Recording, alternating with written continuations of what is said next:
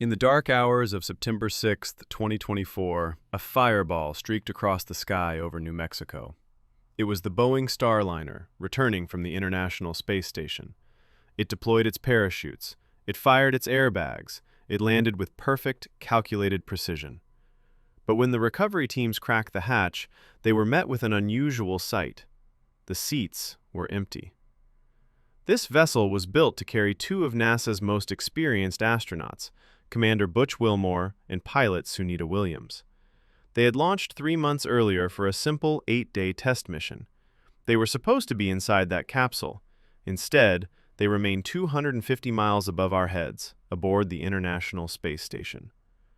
What began as a week-long trip has extended into an 8-month stay, and as the Starliner sits empty in the desert, a difficult question emerges. How did a routine test flight become one of the most challenging missions in recent NASA history? To understand how two astronauts ended up extending their stay until 2025, we have to look past the headlines and into the machine itself. The story of Starliner isn't just about one troubled mission. It is a decade-long saga of technical challenges that proved harder to solve than anyone anticipated. 10 years ago, NASA drew a line in the sand. To end reliance on Russian rockets, they awarded massive contracts to American companies. $2.6 billion to the upstart SpaceX and $4.2 billion to the industry titan Boeing. On paper, Boeing was the safe bet, a company that had built spacecraft since the Apollo era. But while SpaceX began ferrying crews with increasing regularity, Boeing's program faced persistent technical hurdles. The problems appeared early. In December 2019, during Starliner's first orbital test, the spacecraft's internal clock malfunctioned. The software believed it was in a different phase of the mission, firing thrusters erratically and burning fuel needed for docking. It was a timing error, a seemingly small glitch with serious consequences. Years of delays followed. Corroded valves, flammable tape wrapped around miles of internal wiring, parachute system failures. Every time engineers fixed one problem, another emerged. Boeing, for its part, invested heavily in corrections. The company spent over $1 billion of its own money on fixes, and NASA conducted extensive reviews before approving each subsequent test. By the time June 5, 2024 arrived, both Boeing and NASA believed they had addressed the known issues. The pressure was immense. Butch Wilmore and Suni Williams strapped in, veterans with a combined 6 spaceflights between them. Williams alone had logged 322 days in orbit on previous missions. They were ready. Both Boeing and NASA certified the ship as flight-ready. The launch looked perfect, but as Starliner climbed toward orbit, new problems emerged. Before they even reached the station, Mission Control detected a helium leak in the propulsion system, then another, then a third. Helium pressurizes the thrusters. Without adequate pressure, maneuverability becomes compromised. As Wilmore and Williams approached the ISS for docking, the situation escalated. 5 of the spacecraft's 28 maneuvering thrusters failed. The approach was paused. For a tense period, the vessel struggled to maintain its position. Through skilled piloting and system troubleshooting, they managed to guide the Starliner to the docking port. The hatch opened. There were smiles and hugs. But on the ground, NASA engineers were analyzing the data and growing concerned. The thrusters had been overheating. The Teflon seals showed signs of warping. Engineers worried that if those thrusters underperformed during the return trip, during the critical deorbit burn and atmospheric re-entry, the capsule's attitude control could be compromised. The 8-day mission clock ran out. Then a week passed. Then a month. NASA and Boeing conducted joint reviews, running simulations and debating the data. During this period, on August 31st, an unusual moment occurred. Butch Wilmore radioed Mission Control in Houston about a sound coming from the Starliner's speakers. There's a strange noise coming through the speaker. I don't know what's making it. It was a rhythmic, pulsing sound, like a sonar ping. NASA investigated and determined it was audio feedback caused by a configuration issue between the speaker and the station's systems. The sound stopped when the connection was adjusted. A minor technical quirk, but coming from a ship already under scrutiny, it added to the unease surrounding the mission. After weeks of analysis, NASA leadership made a difficult decision. Citing the agency's lessons learned from the Challenger and Columbia tragedies, they determined the risk of returning the crew aboard Starliner was higher than acceptable. Ken Bowersox, NASA's Associate Administrator for Space Operations, explained the decision. Spaceflight is risky, even at its safest.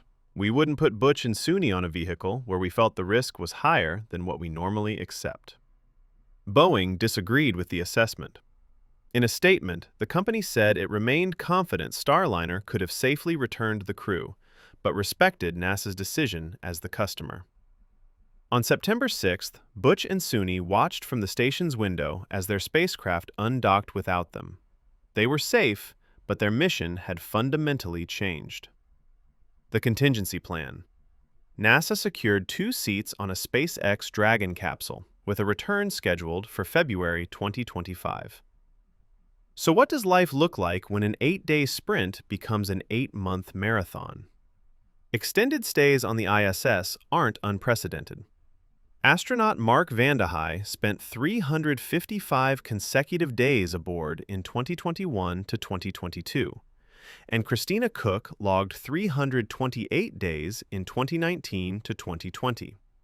But those were planned. Wilmore and Williams had to adapt on the fly.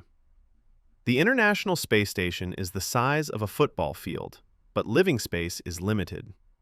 With the Starliner crew's extended stay, the population swelled to 9 people. There are only 6 dedicated sleeping quarters. Privacy is scarce. Sunita Williams sleeps in a temporary space called Node 2. Butch Wilmore has set up in the Japanese Kibo module, his sleeping bag tethered to the wall, floating in microgravity. They didn't pack for this. They launched with a small bag of clothes meant to last a week. On the station, there are no washing machines. You wear clothes until they're unwearable, then they're disposed of in cargo ships that burn up on re-entry. By August, they were running low on fresh clothing.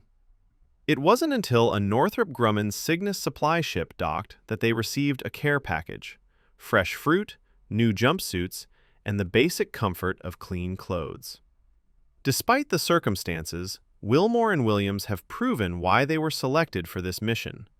Both are veterans, Wilmore with over 178 days in space from previous missions, Williams with 322 days. They've integrated seamlessly into the station crew, repairing the urine processing system, conducting research, and performing maintenance. In October, Williams completed her first spacewalk of this extended mission, spending over 7 hours outside the station working on equipment. But on the ground, the consequences continue to ripple outward. Boeing has recorded over $1.5 billion in losses on the Starliner program, with costs far exceeding the original fixed-price contract. The company has faced broader scrutiny across its aerospace divisions, from commercial aircraft safety issues to defense program delays. NASA, too, faces questions. The agency approved the crewed test flight, and some critics argue the warning signs should have prompted more caution. NASA Administrator Bill Nelson has defended the decision-making process, emphasizing that all parties acted on the best available data at the time. As the Starliner sits in a hangar in New Mexico, stripped for analysis, engineers are working to identify root causes. But a critical challenge remains. The service module, the section containing the faulty thrusters, was designed to separate and burn up during re-entry. Much of the physical evidence is gone. Boeing engineers are relying on telemetry data, ground testing, and components recovered from the capsule. They believe the thruster issues stemmed from thermal conditions that differed from ground simulations. NASA has stated it remains committed to having 2 American crew transportation providers. The agency says Starliner will fly again once the issues are resolved and certified. But the timeline remains uncertain, and trust will need to be rebuilt through demonstrated performance. For Butch Wilmore and Sunita Williams, Earth is just a window pane away. They've missed Thanksgiving and will miss Christmas, New Year's, and more. They've watched their ship leave without them, a calculated decision that prioritized their safety over schedule.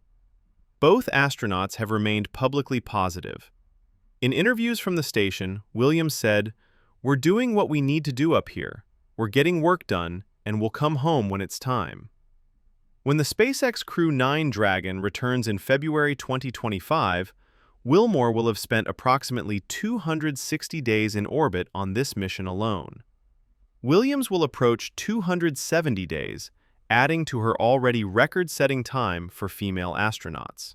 As for what comes next, Boeing says it is committed to fixing Starliner and flying again. NASA says it needs Starliner to succeed for redundancy and competition. SpaceX continues its regular crew rotations, now having completed 9 crewed missions to the ISS. The next uncrewed Starliner test, if it happens, could come as early as late 2025, though no official date has been set. For now, 2 astronauts orbit above us, doing their jobs, waiting for their ride home. They went up prepared for a week. They'll return having lived through one of the most unexpected missions in NASA history. In spaceflight, as they say, there are no routine missions, only missions where everything goes right, and missions where you find out what you're really made of.